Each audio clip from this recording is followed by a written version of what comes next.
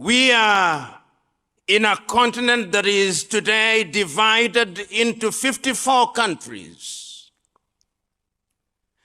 Out of a scheme which was hatched by European powers in 1884 and 1885, when they sat in Berlin to divide the continent of Africa into spheres of influence, into hunting grounds. The British had their hunting ground, the French did, the Belgians did, the Italians did, the Germans did, the Portuguese did. Then, of course, we resisted them, and they appeared to leave, and we celebrated. But the question is, did they leave? And if they leave, if they left the continent in which they lived and still are living, what impact did they have?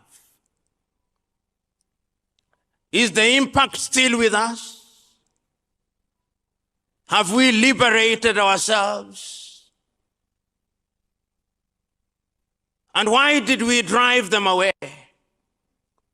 I can still remember those words that I listen to every so often, spoken on the 6th day of March, 1957 by Ghana's Kwame Nkrumah, that the independence of Ghana means nothing if the rest of Africa is not free. I can still remember him saying that we are regaining independence, that we may govern ourselves, that we may harness our resources, that we may have education that is in the best interest of our people, that we may take control of our cocoa and coffee and yams.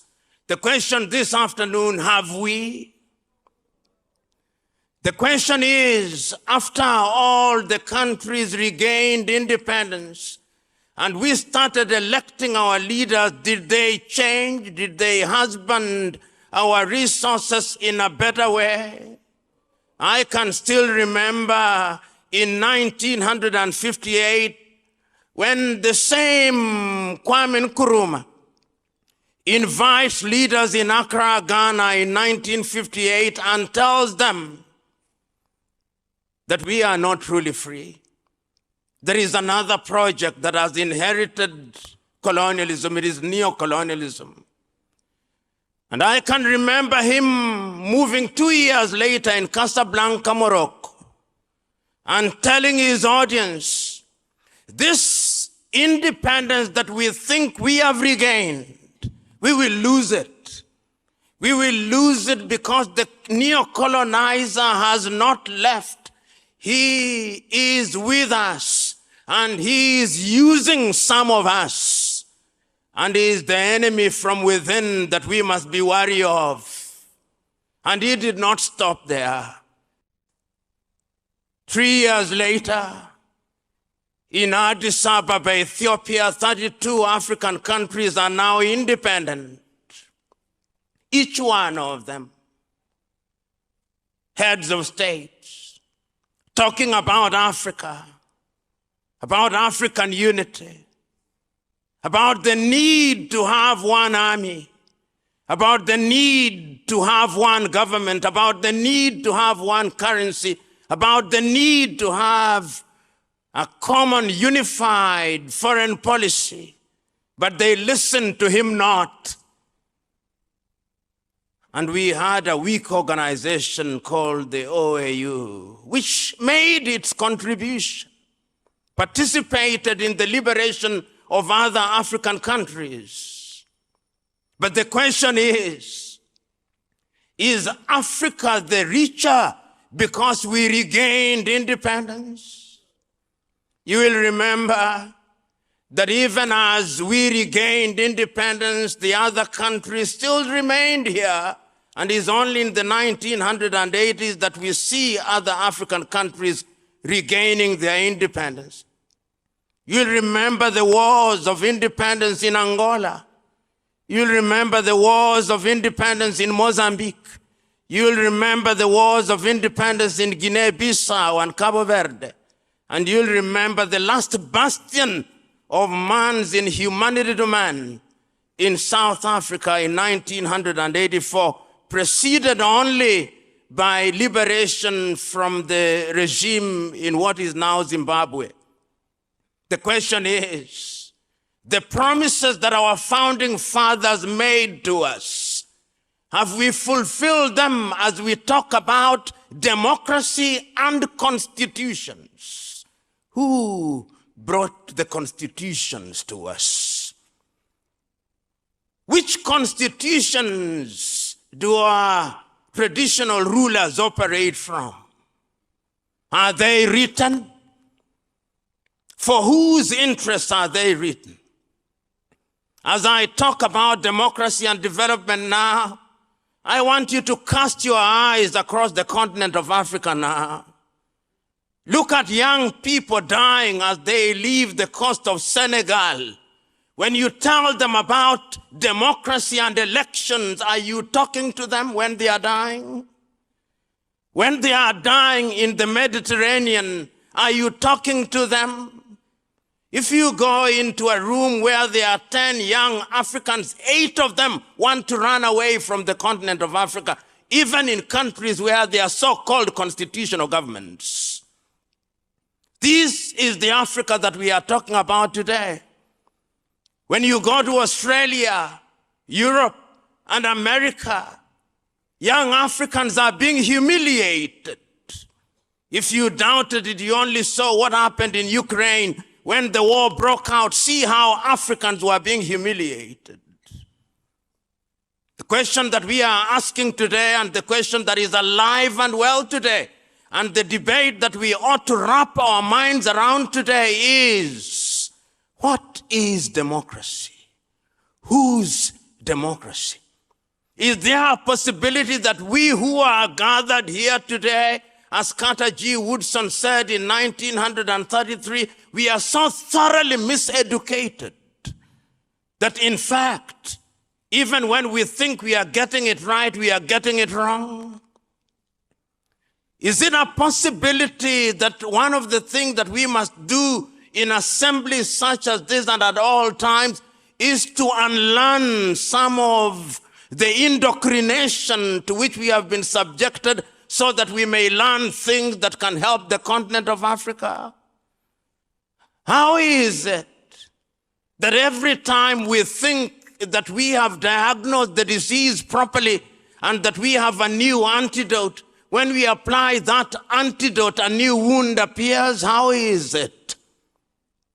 How is it that when we regained independence in 1960, it started with coup d'etats, and as we speak now, we have coup d'etats?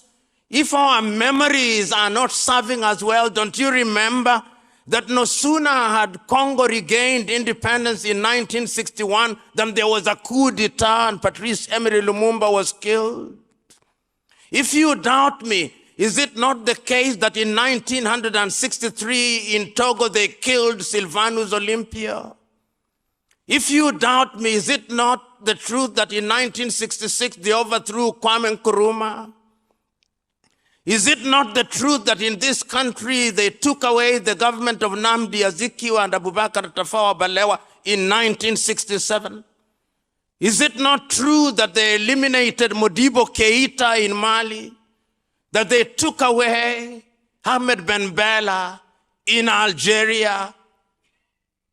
So our story is, as the French would say, plus ça change, plus c'est la même change. The more things change, the more they remain the same. And if that is the case, we must ask ourselves uncomfortable questions, which will give us uncomfortable answers. Many times we don't want to ask those uncomfortable questions because we know the answers and we do not want to hear the answers. And we are assembled here to remind ourselves that the reason why we lament about Africa is that it appears that the systems of governance that we inherited and that we have been deploying for our benefit continue to put us at the foot of the ladder. We do not complain because there have been no changes and improvement in our circumstances. In certain cases, there have been. But as Uganda's Yoweri Museveni says, and I agree with him, what is the point of fighting as to who is taller than the other when you are all dwarfs? This is the space in which Africa finds herself, so that the state of California in the United States of America has a GDP bigger than all the countries of Africa combined. This is undesirable.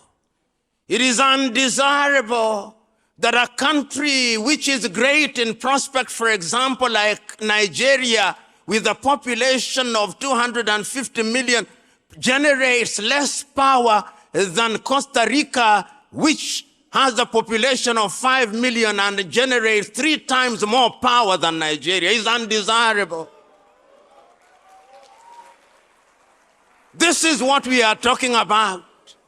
We are talking about countries which have GDPs, which ought not to be the GDP that they have.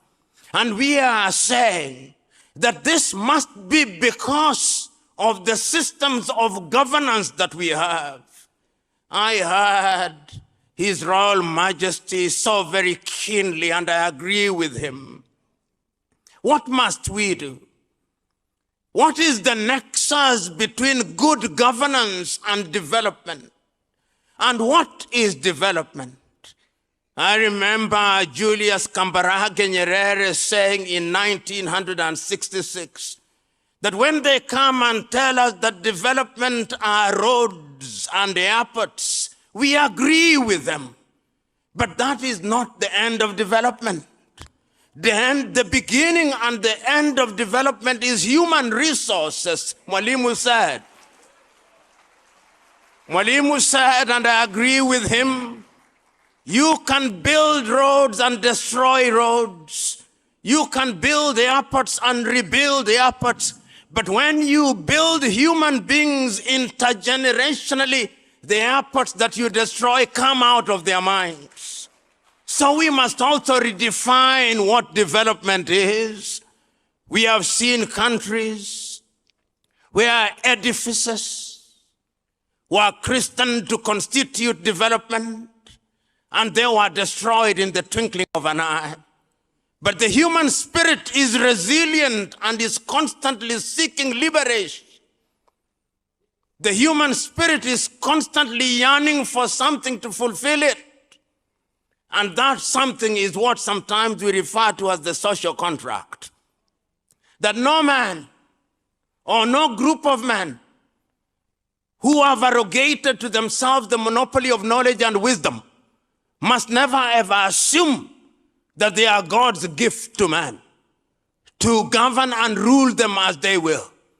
That is the duty of men willingly to surrender their will to men that they may govern them. So the next thing that we must interrogate in Africa is who is the leader. Because we have too many individuals in Africa occupying offices who are not leaders, they are merely misleaders. And the time is now, therefore, to ask ourselves, and I can still remember your now immortal words, Honorable and Excellency President, in 2015, when you said so very ably that your ambition was not worth the blood of the people of Nigeria. When you spoke those words, I do not know what came to your mind, but you must have received a sudden enlightenment, because those words underlined the fact that men must know when to stop.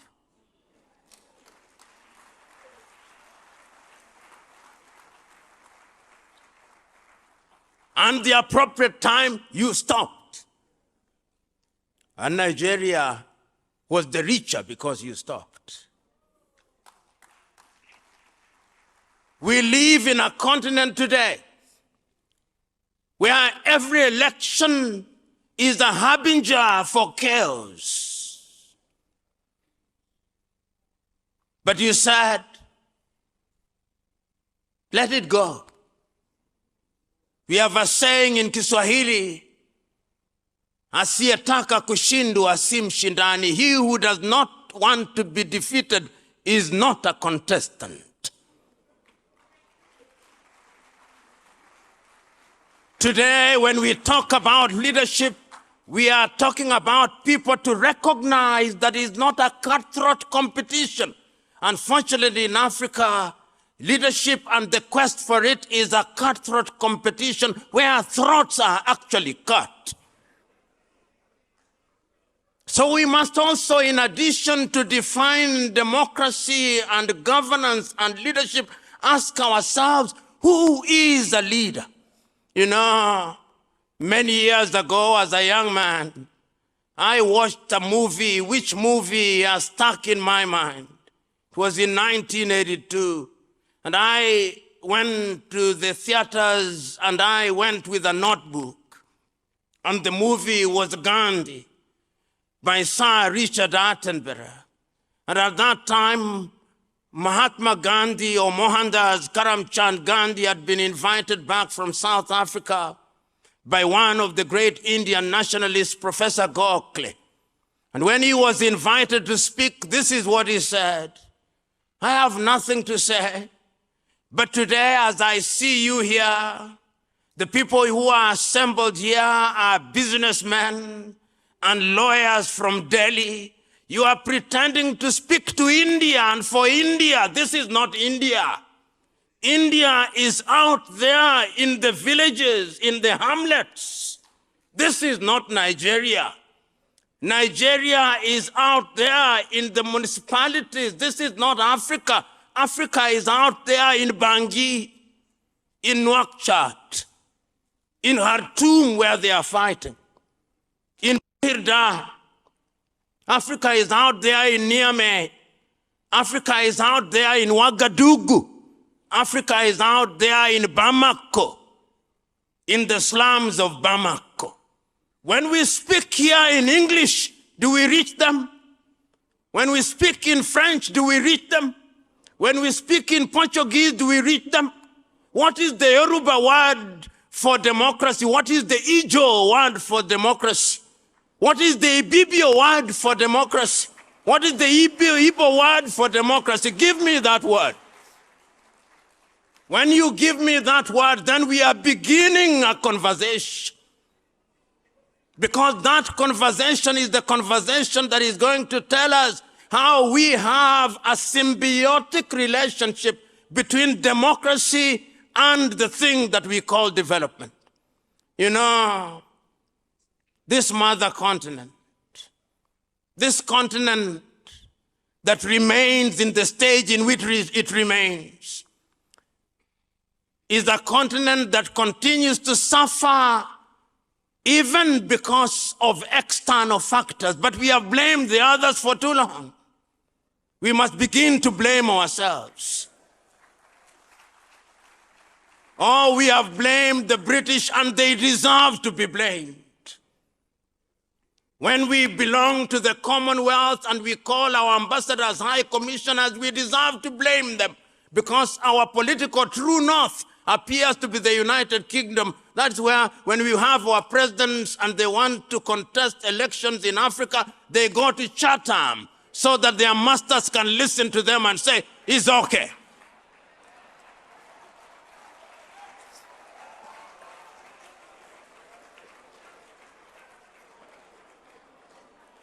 So we can blame the British and they deserve to be blamed. We deserve to blame the French Because before you are elected into one of their countries, you've got to go to Paris. And they've got to say, c'est la vie. Then they say, très bien. And then we know that you come back home and you are simply a manager of a plantation. And if you had any doubt about that, just see what is happening in Niger when the French president says, I will not remove my ambassador. And Africa says nothing about it. And even when they say anything about it, they say it mutedly, and they sanitize their language lest they annoy Paris. And the same happens in Portugal. The same happens with the Belgians. I look forward to an Africa where things are done in the continent of Africa. And this continent of Africa has tried, and there is no shortage of individuals who have tried to link democracy and development. In our midst, we have leaders. We have the two former presidents here who served well.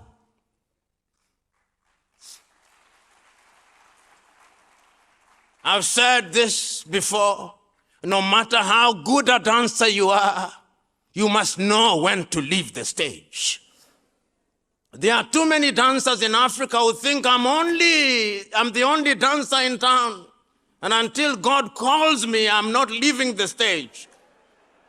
Such dancers will be removed by men. And that is how I explained the coup d'etats that are coming here. In 1964, talking about the military interventions in civilian government, this is what Kwame Nkrumah said. The military have no business interfering with civilian governments. But if civilian governments misbehave, it may become necessary for a short period to disrupt their agenda so that they can midwife a new dispensation. It is in this context that we must understand the military interventions.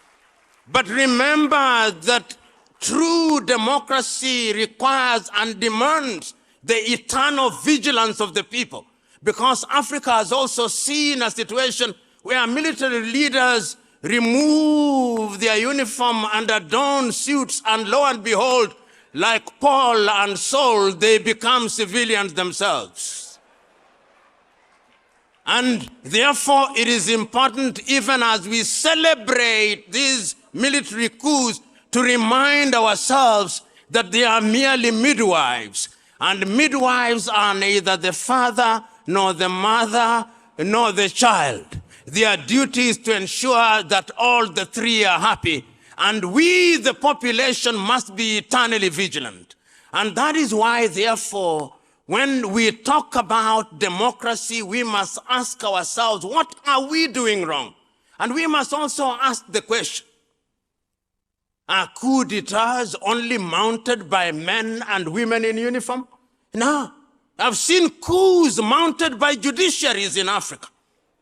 I've seen coups being mounted by the political class in Africa. When people engage in sophistry in interpreting constitution, those are also coup d'etats. And I would want us, therefore, as we talk about strengthening democracy, we must also talk about strengthening institutions. Whether it is in Kenya, whether it is in Zimbabwe, whether it is in Nigeria, whether it is in Ghana, we must have a culture of respecting institutions. Sometimes in Africa, we behave as if institutions work on their own motion. No. Institutions are as strong as the men and women who occupy them.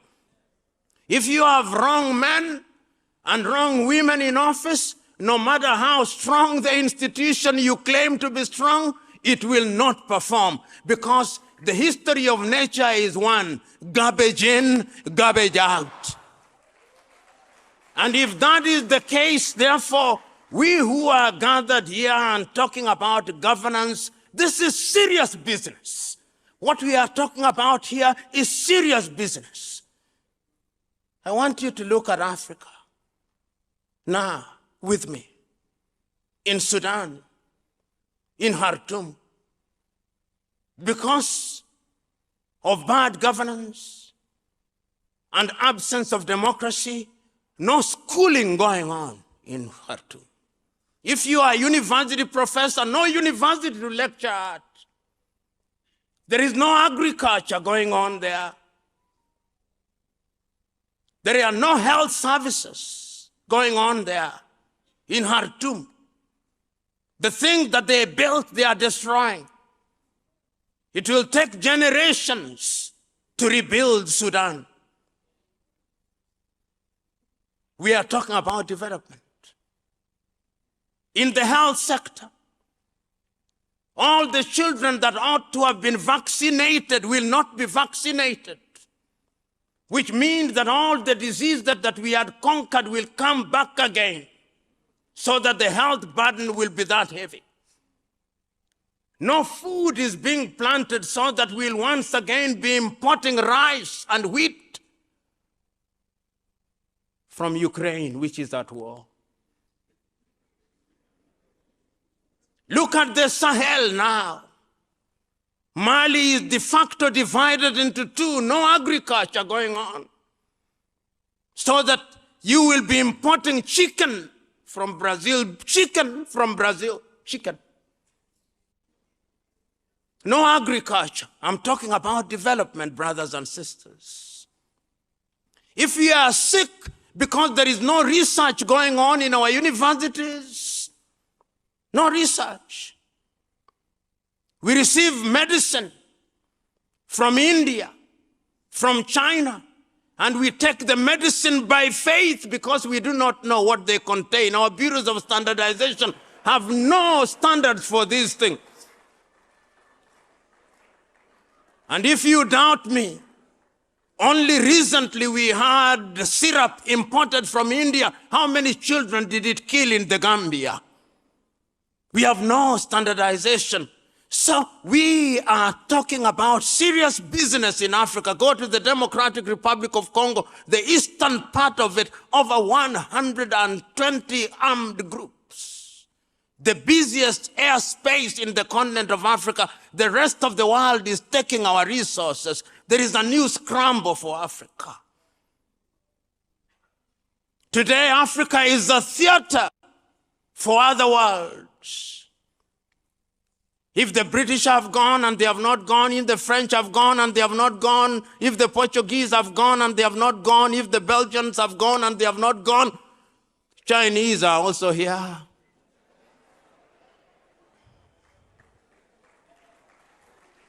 They are here. Building roads, building stadia. The Turks are here. The Qataris are here. The Russians are here. And yet Africans somehow believe that when we remove one slave master and we bring another slave master, then it's better. So we hear Africans praising Wagner in Russia.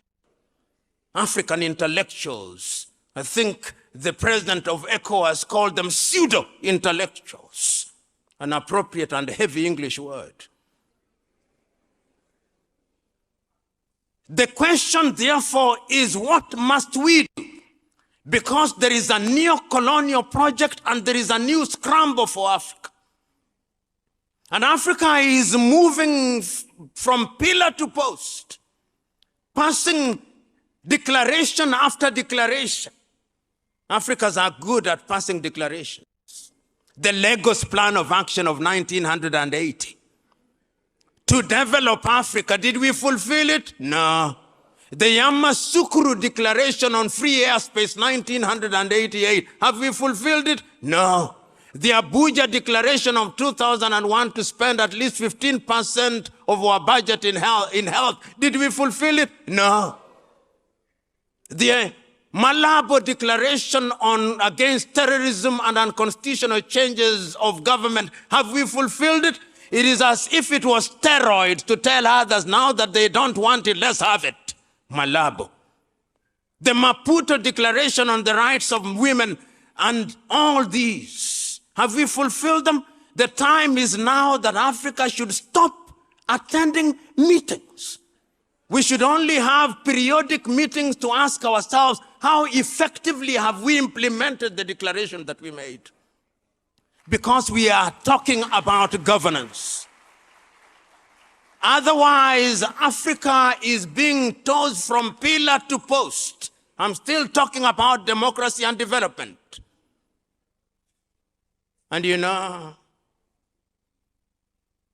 Africa is tossed like yo-yo. Their leaders are invited to the G7. Once the photo is taken, then they go.